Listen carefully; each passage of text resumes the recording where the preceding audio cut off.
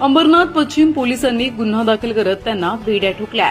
तसंच तपासात शाळेची चूक आढळल्यास फातिमा शाळा प्रशासन विरोधातही गुन्हा दाखल केला जाईल अशी माहिती डीसीपी सचिन गोरे यांनी दिली आहे।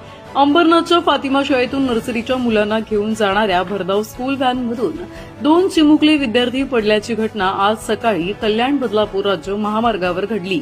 यात एक विद्यार्थी गंभीर जखमी झाला असून दुसरा किरकोळ जखमी झालाय। या विद्यार्थ्यांवर उपचार सुरू असून दुसरीकडे अंबरनाथ पश्चिम पोलिसांनी या अवैध स्कूल व्हॅन चालकासह 2 केअरटेकर महिलांच्या विरोधात गुन्हा दाखल करत त्यांना बेड्या ठोकल्या आहेत। या प्रकरणाचा तपास सुरू असून त्यात शाळेची चूक आढळली तर शाळा प्रशासन विरोधातही गुन्हा दाखल केला जाईल।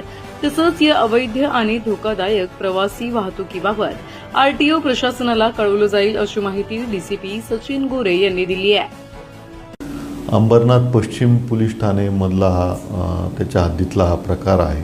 संबंधित जो स्कूल आहे त्या स्कूल व्हॅनमधून मुलं पडल्याचा प्रकार निदर्शनास आला होता। त्या अनुषंगाने गाडी चालक व केअरटेकर 2 केअरटेकर अशा तिघांवरती गुन्हा दाखल करण्यात आलेला आहे।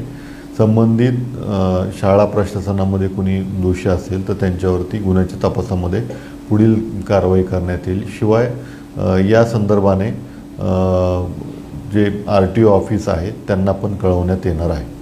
माझ्या पुढे ती व्हॅन चालली होती आणि चालू गाडीमध्ये डिक्की उघडी होती।